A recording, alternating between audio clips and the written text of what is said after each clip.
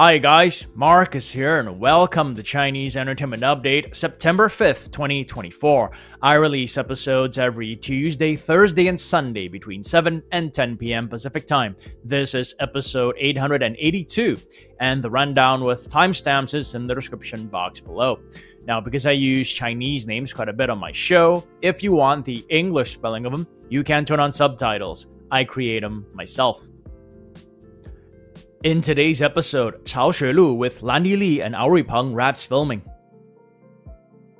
I Am Nobody Season 2 with Peng Guanying and Neo Ho shares its first trailer. Jing Tian responds as she is accused of acting like a big shot at a photo shoot. And Zhao Liying has not one but two movies coming out in October. But before we get to them, today I want to start by talking about some of the main official platforms to watch Chinese dramas for international audiences. So every episode, I usually begin with a rundown of where to watch recently premiered dramas. And quite often, I get comments asking how to get to these platforms or even just what are these platforms. Here, I will try to shed some light on that. Every time I update that a Chinese drama recently premiered, I will say at the end of that segment where it's available with English subs. Take for example this one I did in a recent video for Go East starring Tan Jianshi and Zhou Yiran. At the end of the segment, I say it's slated for 40 episodes and is available on iQIYI with English subs. iQIYI is one of the four major streaming platforms in China. The four are iQIYI, Tencent, Youku, and Mango TV. Back to Go East, this is a screenshot from iQIYI's platform, iQIYI.com. If you go there and simply type Go East in the search bar, this page will pop up. Up here, it says how many episodes it's updated to, there's a description, and the episodes are at the bottom. Anything that says VIP means you have to pay to access it. Alternatively, you can go to iQIYI's channel on YouTube and watch it there too. A good idea will be to go to their playlists to look for the drama you're looking for. That way, you get to see all the episodes available in an organized manner. Now, that was for iQIYI, but it's pretty much the same for Tencent, Youku, and Mango TV. Here's a screenshot of the costume drama Are You the One on WeTV, which is Tencent's international counterpart. Alternatively, you can go to Tencent or WeTV's channel on YouTube and watch it there too. Here's the playlist for Are You the One? Here's Youku's page. Again, you can search for shows in the search bar up top. For Youku though, you're probably better off watching their shows on their YouTube channel. I find that it's more updated. Here's the playlist for Dashing Youth. Here's Mango TV's front page. I took the screenshot when Melody of Golden Age premiered not that long ago. Alternatively, you can go to Mango TV's channel on YouTube and watch it there too. So those are the four main platforms Chinese dramas stream on. You can also watch them on Viki. That's another platform for international audiences, and the good thing about Viki is that their subs are usually pretty good. Many people also watch their dramas on unofficial sites, and I can see why some may choose to do so. Dramas don't like it much when people do that, and some of these sites have annoying pop-ups and the quality often isn't as good, but sometimes it is the best option, or the only option. In any case, I hope this sheds a bit more light on where to watch Chinese dramas. Okay, on with today's show. We usually begin with what's recently premiered, but nothing to report for today and yesterday, so we begin with what's recently wrapped filming. Chao Xue Lu, a costume drama based on the novel The Powerful and Favorite Corner Imperial Concubine, wrapped filming yesterday, September 4th. Although it hasn't been officially announced on Weibo, images of their lead actors, Landy and Ruipeng, made the rounds yesterday. Here is Landy addressing her fans in the media with a megaphone on the day. She thanked them for showing up and giving her energy. Here's Ruipeng interacting with his fans. Someone from the crowd shouted for the person in the front row to crouch down because I guess he was standing in the way. Ruipeng mistook it as a request for him to crouch down, and he obliged. That got a laugh from the crowd. Also, part of the activities for the last day of filming, a good old-fashioned water fight. Chao Xue Lu started filming in April. It was about a 4.5-month film shoot.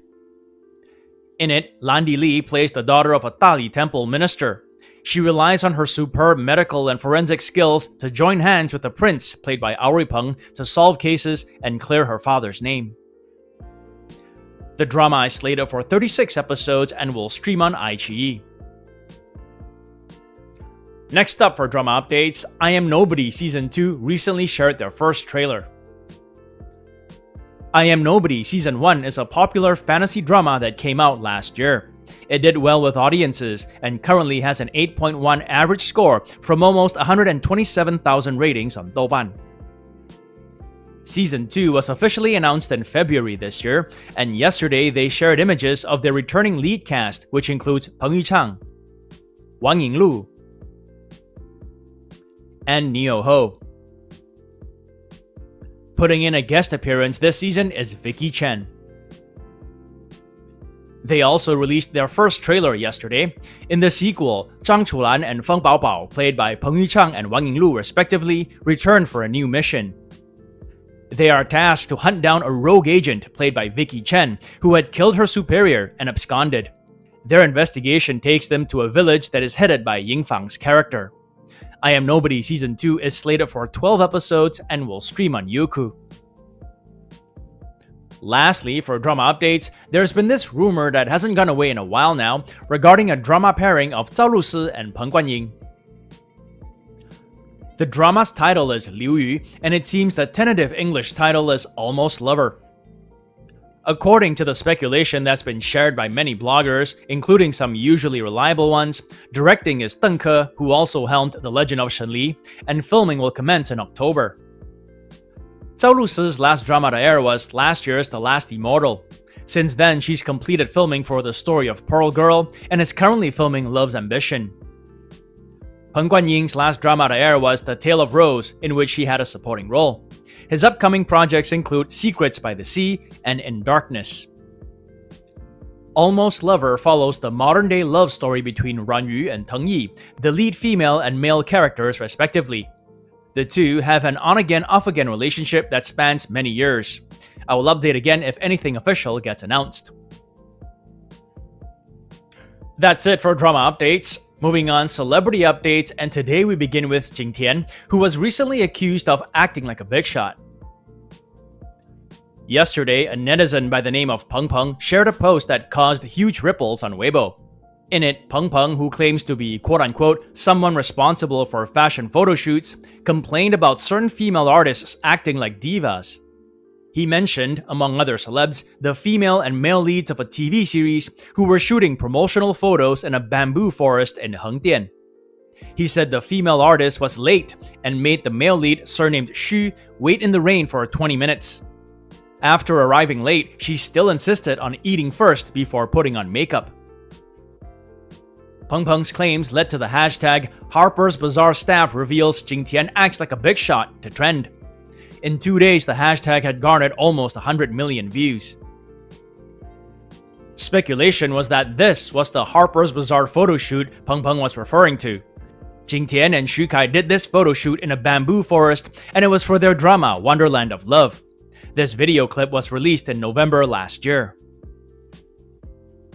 The rife speculation triggered a quick response from Jing Tian's studio, who wrote, "Today, an unknown person posted false information about Miss Jing Tian on social platforms and spread it online. In every piece of work, the artist actively cooperates with the project, respects her partners, and completes the work seriously. If false information is spread again, we will take legal measures to protect our rights."